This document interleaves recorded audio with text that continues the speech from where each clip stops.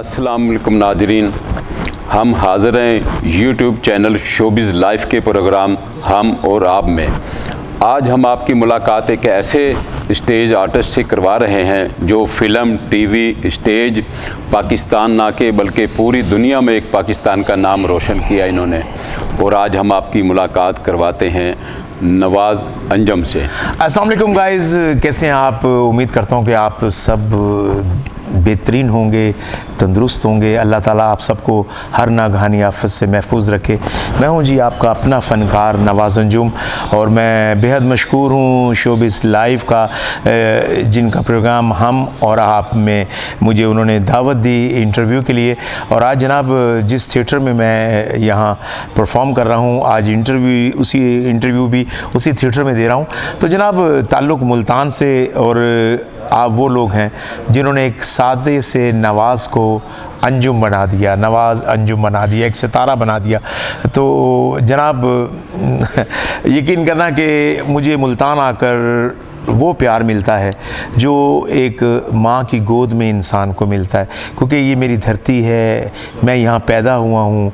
यहाँ से जब बाहर गया हूँ तो आप लोगों की दुआएं मेरे साथ थीं, आप लोगों का प्यार मेरे साथ था। और सरकार दो आलम का फरमान है कि कामयाबी के लिए हिजरत ज़रूरी है, और जिसने भी हिजरत की है वो चाहे हमारा किसी भी फील्ड का फ़नकार हो, तो अल्लाह ताला ने उसको कामयाबियों से ज़रूर नवाजा है। तो जनाब मैं आज भी अपने वतन में जब आता हूँ, अपने शहर में आता हूँ, तो यकीन करना यहाँ के वो स्पाइसी खाने, यहाँ की वो चीज़ें, यहाँ का वो प्यार मोहब्बत, यहाँ की वो हुब, वो मुझे शायद दुनिया में कहीं और नहीं मिलती। तो हम इनसे अब सिलसिला शुरू करते हैं इंटरव्यू का, जो कि सवालों जवाब के मुताबिक होगा। हम इनसे चंद सवाल करेंगे इनकी ज़िंदगी और इनकी शोबिज़ की लाइफ की ज़िंदगी के हवाले से। तो नवाज़ साहब ये बताइए, अपनी शोबिज़ की ज़िंदगी का इब्तदाई मरहले के हवाले से आप थोड़ी सी हमें गुफ्तगू करिएगा, बताइएगा। असल में मैं पैदा भाईजान 1 मई 1963 चक 5 फैज़, ये लाड़ से आगे है और लोधरा से पहले है, चक 5 फैज़, वहाँ मेरा नानका रहता था, मैं वहाँ पैदा हुआ। और मुल्तान ही में जब माइग्रेट करके आए तो मैं रोहतक से हूँ, सरसे के हम लोग हैं, राजस्थानी लोग जिसे हम कहते हैं। तो मुल्तान में ये लैंग्वेज बड़ी बोली जाती है जी, हमारे जैसे सराइकी भी बोली जाती है और राजस्थानी भी बोली जाती है। तो मैं जनाब रोहतक का हूँ। तो मैंने 78 में इस फील्ड में कदम रखा। तो इश्तियाक अहमद साहब होते थे हमारे यहाँ, और शेख ताहिर साहब ने और फयाज फ़हीम भाई ने मुझे पहली दफ़ा ड्रामा था ये मावरा होटल में, दौलत की दहलीज़ पर। उस टाइम शरीफ रंगीला साहब का तूती बोलता था, ज़फ़र थईम साहब होते थे एक फ़नकार, शेख चिली साहब, लेकिन नहीं वो ठीक है, वो सब फ़नकार होते थे, लेकिन मैं वो बात कर रहा हूँ जिस ड्रामे में मैं था। तो वो ड्रामा किया। उसके बाद फिर आमिर फ़हीम साहब का एक ड्रामा था, अलकमर होटल में हुआ, वो मारा। उसमें यूसुफ कामरान साहब हीरो का किरदार कर रहे थे और मैं उसमें एक माइनर से एंट्री। उसके बाद फिर सैयद मोहसिन गिलानी ने मेरा वो हाथ थामा और फिर मुझे रेलवे हॉल में अलिफ नार बे बकरी करवाया। उसके बाद फिर सुल्तान भुट्टा साहब, अल्लाह उनको जन्नतुल फिरदौस में आला मकाम अता फरमाए, वो मुझे एज ए डायरेक्टर लेकर आए। उनका लिखा हुआ एक ड्रामा था ना छेड़ मलंगानू, वो फिर मैंने मुल्तान आर्ट्स काउंसिल में जो गिल्ड होटल के सामने हुआ करती थी, तो मैंने वहाँ काम किया, ना छेड़ मलंगानू। बस वो जो आगाज़ था मेरा। फिर मैं मालिक ने आपकी दुआओं से फिर स्टेज से फिर मैं नीचे नहीं उतरा। फिर मालिक ने ना उससे हर अगला ड्रामा, उससे अगला ड्रामा। मेरी कामयाबी की मैं समझता हूँ शायद वजह ये थी कि मैंने कोई ग्रुप बाजी नहीं बनाई थी। वो ड्रामा चाहे शेख चिल्ली साहब का हो, एच इकबाल साहब का हो, मुनीर मलिक साहब का हो, यामिन गुलफाम भाई का हो, या सैयद मोहसिन गिलानी साहब का हो, इम्तियाज़ ताज साहब का हो, या जिसका भी, महराज खालिद साहब का भी हो, तो मैं सबके ड्रामों में काम करता था। 1990 में मुझे रंगीला साहब, सईद खान साहब मुझे लाहौर ले गए। सही। ये बताइएगा नवाज़ भाई, जब आप मुल्तान में बेशुमार आपने स्टेज ड्रामे किए, अब की निस्बत उस वक्त स्टेज ड्रामों का क्या मेयार था उस वक्त? क्या बात आपने छेड़ दी है भाईजान। अब ड्रामा बग़ैर प्लॉट के बन रहा है। देखो, बग़ैर प्लॉट के घर नहीं बनता, हवा में कभी भी कोई चीज़ नहीं बनती। बात यह है कि राइटर आपको एक प्लॉट देता है, एक ज़मीन देता है, उस पर घर चाहे आप अपनी मर्ज़ी के मुताबिक बना लें। हमने राइटर मार दिया। ये जब से गानों का वजूद आया ड्रामों में, तो एक ड्रामा ख़त्म हो गया। आप यकीन करेंगे, मैंने इरफान खोसर साहब से सुना, सुहेल अहमद साहब से सुना कि यार मुल्तान में पहले ड्रामा 10 दिन के लिए होता था आर्ट्स काउंसिल में, और प्रॉपर एस कमर जैदी साहब, असलम शाह साहब, सॉरी मैं इन लोगों के नाम भी भूल गया था जो मुझे अब याद आए, तो एस कमर जैदी साहब, असलम शाह साहब, एच इकबाल साहब, सैयद मोहसिन गिलानी साहब, प्रॉपर एक महीने रिहर्सल, और वो फिर ड्रामा 10 दिन के लिए होता था। बाकायदा मुकाबलेबाजी होती थी कि यार ये ड्रामा ऐसा गया तो अगला ड्रामा ऐसा, वो फिर एक प्रॉपर बंदा फैमिली के साथ, खुदा की कसम के एक लाइन इधर से उधर नहीं बोल सकता आदमी। हमने उन लोगों के साथ काम किया और वो इतना मज़ा आता था। तो ये मैं इरफान खोसर साहब कहते थे यार इतना इन्ना ड्रामा तो लाहौर भी नवा नहीं होता जिन्ना मुल्तान नवा ड्रामा होता है हर 10 दिन बाद, हर 10 दिन बाद नवा ड्रामा यार, इन्नी पक्की डायरेक्शन दे नाल। अब सर हर 7 दिन के बाद ड्रामा चेंज हो जाता है। अब क्वांटिटी बढ़ गई थिएटरों की। पहले ये तो होता था कि गिरदो नवा के लोग मुल्तान में ही ड्रामा देखने आते थे, जैसे हम शुजाबाद ले लें या डीजी खां ले लें या सादकाबाद तक। तो अब सादकाबाद से आप ले लें तो रहीम यार खां में अपना स्टेशन है, सादकाबाद में अपना है, इवन यहाँ मेलसी में भी कई थिएटर हैं, तो जनाब हर जगह बन गए हैं। तो वो उन्होंने वहाँ पब्लिक अपनी वहाँ रख ली। तो यहाँ अब जो है वो ऑडियंस बस बड़ी बात है। हालांकि हमें अब सोशल मीडिया का दौर है, अब हमें बल्कि अच्छा काम करना चाहिए, बल्कि और मेहनत से काम करना चाहिए। कंपटीशन का दौर है, लेकिन असल में भाईजान थिएटर ज़्यादा होने से ना बहुत फनकारों में ना वो हुब ख़त्म हो गई, क्योंकि हम गली मोहल्लों के वो लड़के ले आए, वो जो आम जो जुगतें वगैरह मोहल्ले में ना हंसाते थे ना, उनको नहीं पता कि मैं कितनी कदर कीमत के साथ कितने उस्तादों की मार खा के कितना कुछ करके और मैं इस स्टेज तक पहुँचा। तो नवाज भाई ये बताइएगा, हमारे ख़ासतौर पर मुल्तान के जितने भी आर्टिस्ट हैं उन्होंने हमेशा मुल्तान से बाहर जाकर जो है ना, जैसा कराची है ख़ास तौर पर लाहौर में जाके एक नाम बनाया, मकाम बनाया। आप भी माशाल्लाह मान जब लाहौर गए तो एक बड़े स्टॉप के आप एक आर्टिस्ट बने। मुल्तान से लाहौर जाने का सबब कैसा बना और कैसे आपको ख्याल आया मुझे यहाँ से जाना चाहिए? असल में इत्तफाक ऐसा हुआ कि मेरे जो उस्ताद थे सैयद मोहसिन गिलानी साहब, वो मुझसे पहले लाहौर शिफ्ट हो चुके थे।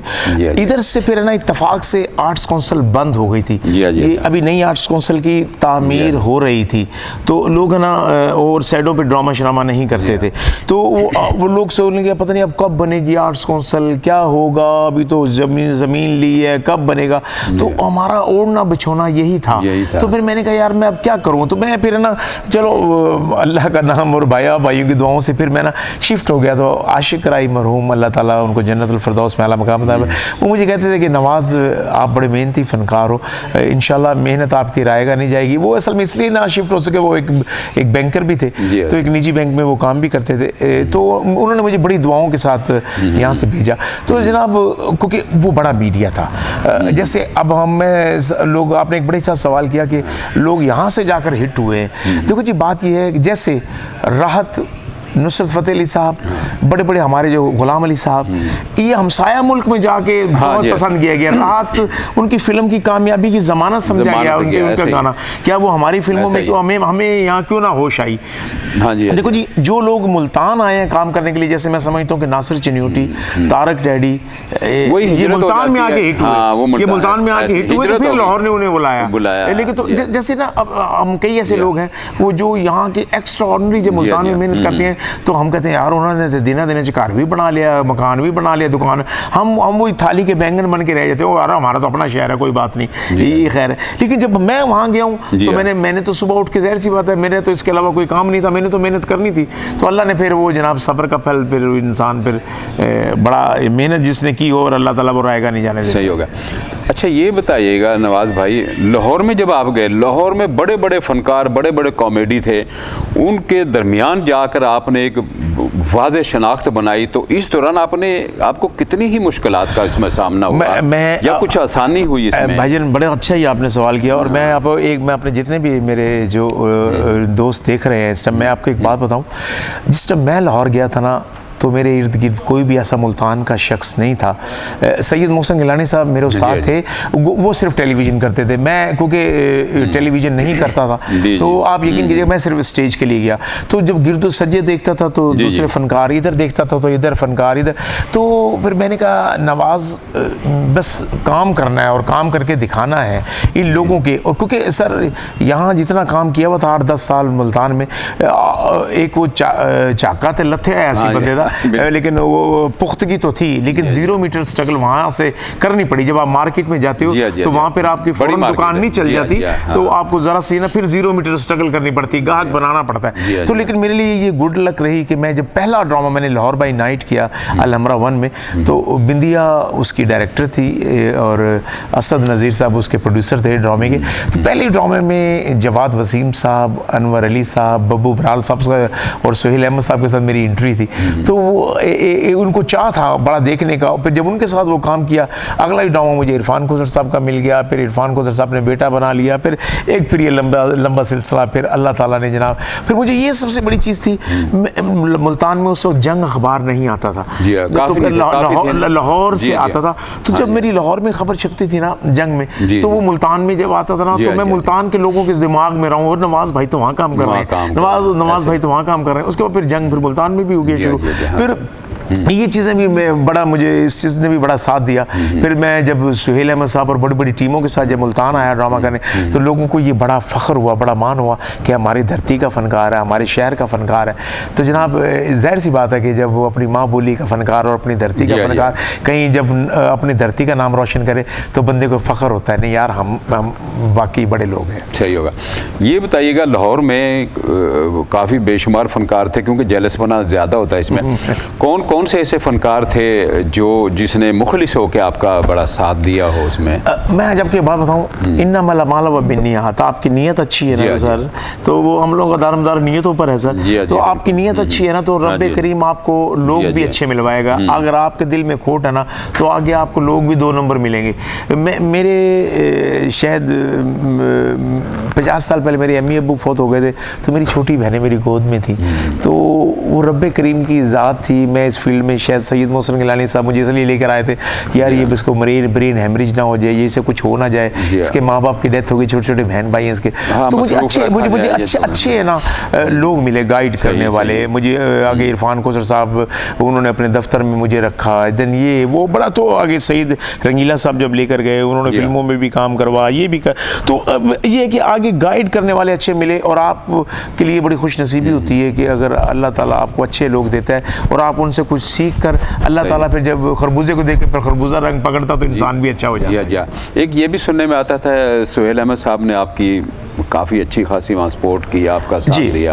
मैं 18 साल से जनाब सुहेल अहमद साहब के साथ थिएटर किया मैंने, और फिर सुहेल साहब के साथ मैंने आप 18 साल में सिर्फ उनके मैंने 5 ड्रामे किए। उनका हर ड्रामा ही 3 साल चला, 1 साल लाहौर में, 1 साल फिर पूरे पाकिस्तान में, फिर 1 साल फिर पूरी दुनिया में। और वो 3 साल, अब यहाँ तो हर 5-6 दिन बाद हम ड्रामा बदल देते, तो एक ड्रामा 3 साल। इवन जन्म की मैली चादर जो मैंने अफजाल साहब का ड्रामा किया, तो 5 साल वो चला, 5 साल चला वो ड्रामा।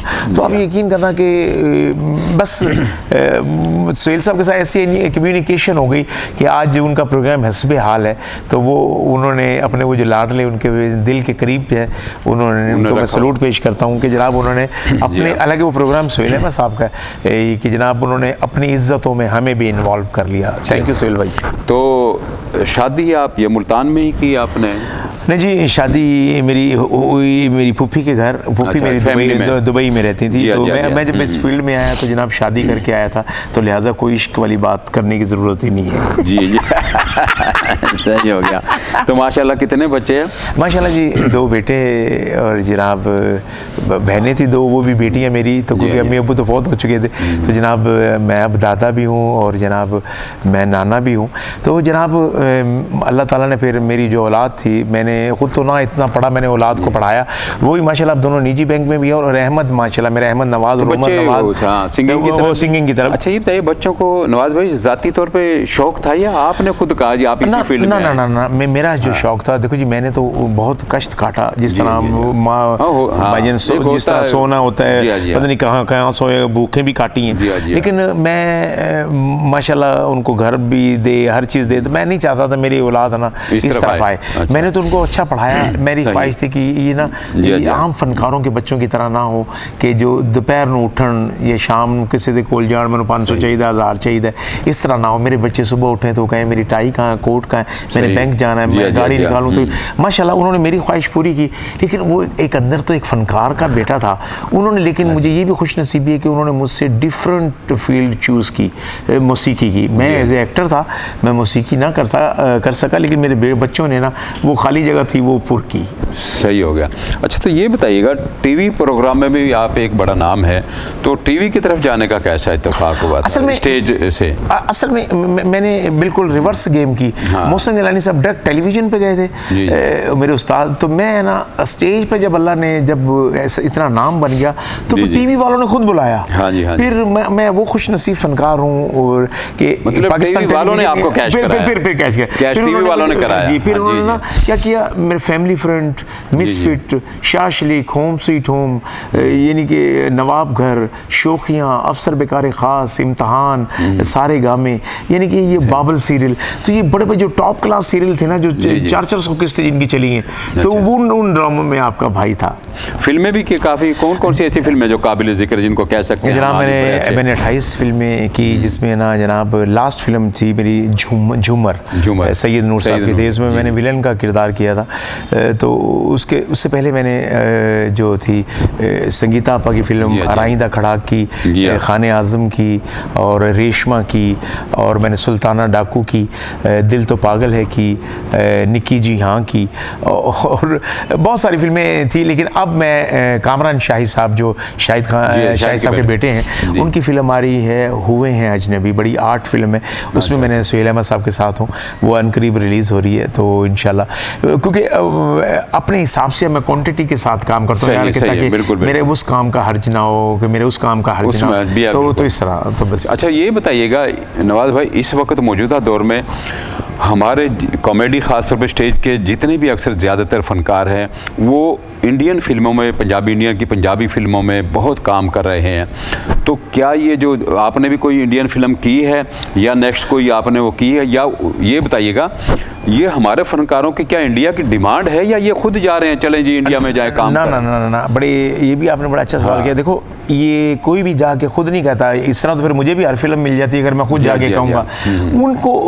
उन्होंने कहा कि जी लोग जैसे इंडियन फिल्म में नहीं आए, जो पंजाबी कल्चर है, चढ़दा पंजाब जड़ा, तो उन्होंने चढ़दा पंजाब से जो, जैसे इफ्तिखार ठाकर साहब, हमारे जितने भी जो फनकार हैं, उनको आहिस्ता आहिस्ता उन्होंने फिल्म में यूज़ किया है। चल मेरा पुत में जैसे अकरम उदास और इन लोगों को उन्होंने यूज़ किया। आगा माजिद साहब हमारे मुल्तान का, वो भी हमें बड़ा मान है जनाब, तो जनाब वो है, तो जनाब सलीम अलबेला वगैरह ये सब। तो आस्ता आस्ता देखो जी, मैं ना वो लेके जाते इंग्लैंड में रिकॉर्डिंग उनकी होती है, मैं हस्बे हाल छोड़ नहीं सकता, मेरा 5 दिन रिकॉर्डिंग होती है उसकी, तो मैं ना इतना टाइम दे नहीं सकता। उन्होंने कई दफ़ा होता है, लेकिन जनाब अगर बीच में कोई ऐसा हुआ और मेरे पास टाइम हुआ तो ज़रूर करूँगा जनाब। हाँ जी। अच्छा, ये बताइएगा, जब आप लाहौर गए, कुछ चीज़ें ड्रामे या स्टेज ड्रामे या फिल्में या टीवी ड्रामे ऐसे होते हैं जो इंसान की वजह शोहरत बनते, जिसकी वजह से एकदम फौरी तौर पर मसरूफियात सब लोग उसके पीछे भागते हैं। वो कौन सा ऐसा टीवी ड्रामा था या स्टेज ड्रामा था? देखो जी, स्टेज ड्रामा से मैं आगाज़ करूँगा। स्टेज ड्रामा था उमर शरीफ हाजिर हो, अदालत वाला एक ड्रामा था, उमर साहब के साथ मैंने काम किया था, उसमें मैंने 2 रोल किए थे। वो मेरा उमर साहब मुझे फिर उस ड्रामे की वजह से कराची भी लेकर गए, अल्लाह उन्हें जन्नतुल फिरदौस में आला मकाम अता फरमाए। तो वो ड्रामा मेरा राइजिंग पीरियड बना। फिर उसके बाद फिर सुहेल साहब का एक ड्रामा था कोठा, फिर एक 13 सनम खाना, कैचअप, काली चादर, बड़ा मज़ा आएगा, कुछ ना कहो पार्ट 2, तो वंडरफुल। तो ये जो ड्रामे थे, ये फिर ना राइजिंग फिर बनता ही रहा, फिर अल्लाह ने फिर करम किया। टेलीविज़न के वो जो ड्रामे थे, वो माशाल्लाह मेरा इम्तहान ड्रामा मुझे बड़ा पसंद था। इम्तहान ड्रामा 12 नज़रुल इस्लाम साहब के बेटे ने प्रोड्यूस किया था वो ड्रामा। उसमें इमरान नज़र जो था वो हीरो भी था, उसमें मैंने एक भोले का रोल किया था, वो लोगों ने बहुत पसंद किया। बाकी मेरा जो पसंदीदा ड्रामा था वो अफसर बेकार ख़ास था, उसमें मेरा प्रिंस का रोल था वो, और उसमें मैं नादिया अफगान के साथ मेरा उसमें वो था, मैं हर दफ़ा गलती मैं करता हूँ और माइंड पे सज़ा भी मुझे मिलती थी। अच्छा अच्छा अच्छा। तो वो इस वजह से। ये बताइएगा, आप एक बहुत अच्छे डांसर भी हैं, लड़की से भी अच्छा आप डांस कर लेते हैं, तो ये बताओ क्या इसको सीखा या किसी ड्रामे या फिल्म की ये ज़रूरत बनी और उसकी वजह से सीखा? यार इसमें ना मैं आपको एक बात बताऊँ, मैं मम्मी अब्बू की डेथ के बाद मैंने कौन सा किसी को डांस को क्लास व्लास रखी थी। तो ये था कि मैं ना फंक्शनों में या ईद मिलाद-उन-नबी पे या 14 अगस्त रेलवे स्टेशन पर ना जाके ना कभी बाबा बन के, कभी डांसर बन के खुशियों में डांस वांस करता। तो एक दफ़ा आज का फनकार एक ड्रामा हुआ था, मालिक सिंधी उसका राइटर डायरेक्टर था, जिसके सेट लगाया हुआ, ये मालिक सिंधी साहब का एक ड्रामा था। तो उसने ना ड्रामे में जंगली रक्स करवाया। तो उसने ना फिर उसके साथ था सुल्तान लोधी साहब, ये वो टायरों का काम करते थे, वो भी राइटर डायरेक्टर हुआ है, अब भी है। तो जनाब उसने ना मालिक सिंधी ने उसको न्याज सुल्तान लोधी से कहा यार मुझे ना एक वो लड़का चाहिए जो एक्स्ट्रा ना जंगली इस तरह करे। उसने कहा यार वो कैंट में तेल की दुकान है, एक लड़का है वो करता होता है डांस वांस। उन्होंने कहा अच्छा बुला के लिया उसको। मालिक सिंधी ने ना मुझे बुलवाया, तो मैं ना रेलवे हाल में चला गया। तो मैं ना मालिक सिंधी ने कहा अच्छा भाई डांस दिखा। मैंने वो जब डांस दिखाया ना, मालिक सिंधी को डांस वो मेरा लड़ गया। उसने कहा यार पहले तो तू साइड पे था ना, अब हम साइड पे हैं, तू सेंटर में आएगा। वो अल्लाह ने वो कर्म करना था। अब वो ना जब वो रेसल करवाए ना, तो मैं करूँ मालिक सिंधी, मैंने कहा यार आप यार ये यूँ करें। मुझे कहता तो इंटरव्यू करेगा। उन्होंने मुझे ना जोगी की एक इंटरव्यू दी। तो वो ड्रामा है ना मोहम्मद अली वास्ती साहब देखने आए हुए थे रेलवे हाल में। अच्छा, वो आर्ट कौन सा रीजनल डायरेक्टर थे जो। जी, तो उन्होंने फिर मुझे ना कहा कि नवाज माशाल्लाह बड़े अच्छे फनकार हो, आर्टिस्ट हो, डांसर बड़े अच्छे हो, ये हो, मैंने आपकी एक्टिंग भी देखी है, अगर आपने अपना नाम बनाना है तो बेटा आर्ट्स काउंसिल की तरफ आओ। फिर मैं गिल्ड होटल के सामने जो आर्ट्स काउंसिल थी, तो फिर मैंने उसमें काम शुरू किया। अच्छा नवाज भाई, ये बताइए, आप शुरुआत से ही समझ लें मुल्तान स्टेज पे काम किया, बड़े अच्छे अच्छे ड्रामों में काम किया। अब जब लाहौर से यहाँ आप ड्रामा करने आते हैं, उस वक्त के ड्रामों का म्यार में अब के ड्रामों के म्यार में यहाँ तक के मेन कहने का मकसद ये है, अब जो ड्रामा होता है एक दूसरे की माँ बहन करना, एक दूसरों को गालियाँ देना, एक दूसरे से बदतमीज़ी करना, उनका मकसद ये होता है हम पब्लिक को हंसाएं कैसे, जबकि फिर भी नाकाम रहते हैं। ना मैं आपको बताऊँ ये हमारी अंदर की है ना एक गलत फहमी है कि लोग है ना ये मांगते हैं। आप लोग तो बेचारा कुछ भी नहीं कहते, आप उनको जो दिखाओगे वो तो देख के चला जाएगा। हर आदमी ने एक अपना मीटर सेट किया है। आज आपको अमानत चंद हमारा कैसा फनकार, अमानत चंद कैसा फनकार है, वो अल्फला में सबसे खतरनाक टीम में रहता है, जिसमें ना आप तारक टैडी देख लें, साजन देख लें, नासिर चिन्नोटी वगैरह सब देख लें। अब उन लोगों के अंदर काम रह के वो बुरा भला भी कहते हैं ना, तो लोगों को पता है इसने बुरी बात नहीं की, उसने अपना मीटर सेट किया हुआ है। तो अब मैं आपका ये जो ड्रामा ज़वार बलोच साहब का कर रहा हूँ, लोगों ने कल जब मेरा परफॉर्मेंस देखी यार कि जुगत गा के भी हो सकती है, सीखी में भी। देखो आपने कल काम देखा है, मैं आपने मेरे पसीन भी मुझे देखे, आपने ना ये चीज़ भी देखी है। तो लोग ना ये चीज़ मांगते हैं। यहाँ वाला जो है ना उसे पता है वो 10 बातें ये 100 बातें याद है, वो आके यार वही कर लेंगे बस ठीक है, लेकिन है ना एफर्ट नहीं करता। लोग कहते हैं थोड़ा पसीना निकालो, हमें भी तो पता चले तूने काम किया है। कल आपने मेरी हालत देखी थी, देखो मैं 60 साल की उम्र में भी कल आपने मेरी एफर्ट वही देखी जो 16 साल के बच्चे की होती है।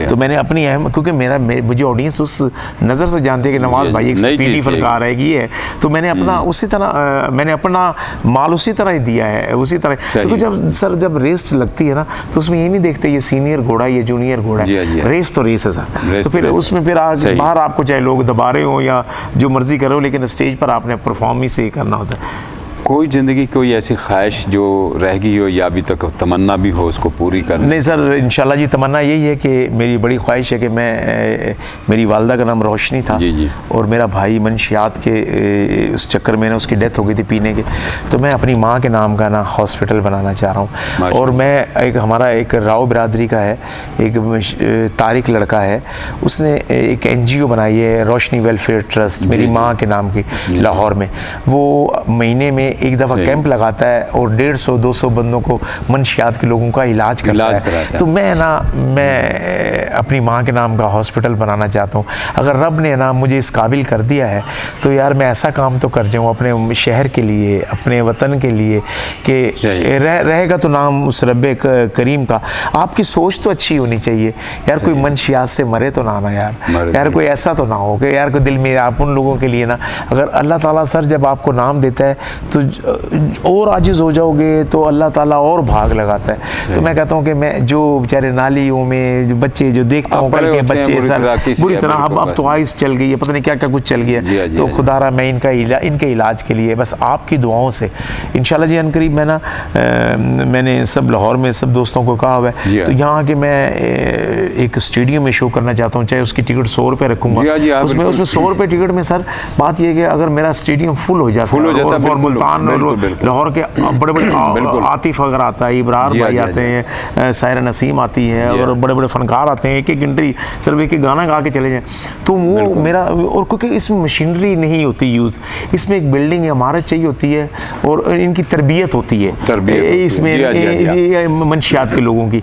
इनको गाइड किया जो वो मरब रुपया जो आप जिस मशीनरी पे लगाते हैं वो इसमें नहीं है, वो इसमें नहीं है, सिर्फ एक प्यार मोहब्बत। और उसकी एक दो मैंने पहले भी अनाउंस किया, तो मुझे मुल्तान का एक डॉक्टर था, उसने कहा जी संगल मेरी तरफ हूँ, एक ने कहा जी फलाना मेरी तरफ हूँ, भाईजान एक ने कहा जी ड्रिप के स्टैंड मेरी तरफ से फलाना। देखो इसमें ना ये होता है कि इनको ना आप एक ऐसा बंदा रख लें जो इनको ना कुरान पढ़कर सुनाए यार कि अल्लाह ने ज़िंदगी एक दफ़ा दी है, इसको ज़ाया मत करो, ये ज़िंदगी बार बार नहीं मिलती, तो इसको उसी खुश असलूबी से ये ज़हनी ट्रीटमेंट। तो मैं भाईजान मेरी ख्वाहिश है बस कि मेरा मालिक इंशाल्लाह जी, मैंने जो सोचा है और रब ने पूरा किया है, और इंशाल्लाह ये भी मैं अपने शहर मुल्तान के लिए ये भी कर दिखाऊंगा जी। तो नाज़रीन, मैं अपने एक दोस्त से एक रिक्वेस्ट आपके चैनल के हवाले से करना जनाब, मेरा जो चैनल है, मैंने जितने भी मेरे हरियाणवी भाई हैं जिसमें राव, राणा, राजपूत, और ये चैनल पाकिस्तान में भी है भी नहीं। देखो जी, हमारे यहाँ 8 करोड़ लोग हैं जो हरियाणवी बोलने वाले लोग हैं, सिर्फ हम अपनी माँ बोली बोलते हुए शर्मा रहे हैं खुद, और हमारे बड़े बड़े ओहदों पर लोग फाइज हैं। और आप देखो इंडिया में हर फिल्म में आप पीके देख लो, उन्होंने संजय दत्त को राजस्थानी रोल कराया, आप लम्हे फिल्म देख लो, उनकी जो भी फिल्म राजस्थानी रोल वो जरूर डालते हैं। और हम अगर अपनी बोली बोले ना, हम अपनी बोली गाने होते हैं, हम आपको कहते हैं हमें मजाक उड़ा रहा अपनी बोली का ना, इसको हमने फ़रोग देना है।